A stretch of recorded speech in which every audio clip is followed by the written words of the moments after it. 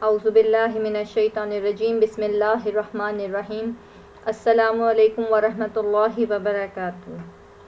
So, class 5 students, I hope that you all are hale and hearty at home. I hope that you have already started conversating in English at your home with your siblings and with your parents as well. I'm just looking forward that when you are going to join the school physically, you will continue practicing your speaking skills at school in English as well. Okay, let's start today's lecture. We have already started the second term classes. Today the date is 26th Jan 2021 and day is Tuesday. It's your English conversation class. So what the topic which I have chosen for today's lecture is pronouns. Do you know what is pronoun?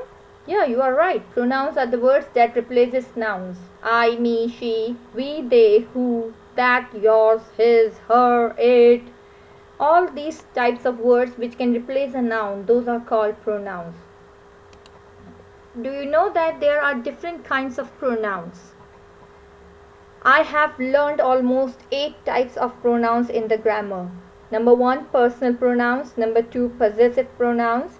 Number 3, reflexive pronouns. Number 4, emphatic pronouns. Number 5, demonstrative pronouns. Number 6, indefinite pronouns. Number 7, relative pronouns. And number 8, interrogative pronouns. But today we are going to just discuss about the personal pronouns. Okay? So what are basically personal pronouns? Personal pronouns is a pronoun that is associated primarily with a particular person in the grammatical sense. For example, I, she, we, you, they, it. These are the some examples of personal pronouns. But do you know how can we use these personal pronouns in our conversation? Let's have a look at that. The personal pronouns can be based on the 3 basic categories. Number 1 is the gender. Number 2, numbers. Number 3 is a case. How can we identify the personal pronouns as a gender? He went to the market. He is used for the male gender, and the other example for the gender are his, him, he, etc. And for she is doing laundry, here she is used for the female gender. Other examples are her, hers, and etc. For numbers also we can categorize the personal pronouns. There are 2 types of numbers. One is a singular and the other is plural, where the pronoun is only referring to one specific noun, that is called singular case.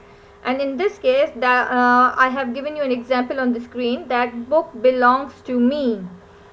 Me refers to one singular person. Okay, so here the personal pronoun having a singular sense. And for plural, where the pronoun is used to refer to a number of nouns, this is their book, not yours. Here there shows a number of people, hence it's a plural personal pronoun, whereas the yours in this sentence is another example of the singular personal pronoun. Okay. The third category on which the personal pronoun can be based is a case. There are 3 cases on which we can apply these personal pronouns: subjective case, objective case, and possessive case. Subjective case. If I say she is at work, in this sentence she is the main subject of the sentence. Hence, in this sentence she is the subjective personal pronoun. For an objective example can be, he will meet us later. If you remember the structure of a sentence, we have already discussed about it, that subject plus verb plus object is a basic structure of a sentence. So what is object refers to? Object refers to a noun or a pronoun on which the verb applies, on which the action applies. Okay. So in this sentence, when I say he will meet us later, us is the objective personal pronoun, as it is the object of the verb meet.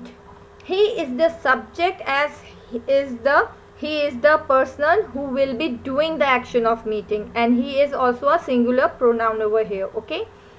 Possessive case, that is our club house.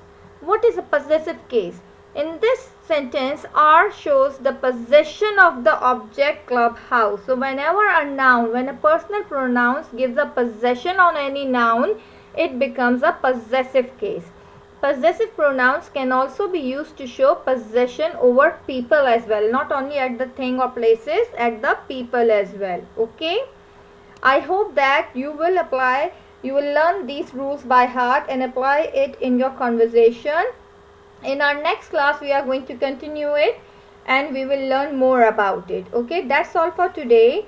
Stay blessed. See you next time and prepare yourself for the first term as well. Allah Hafiz.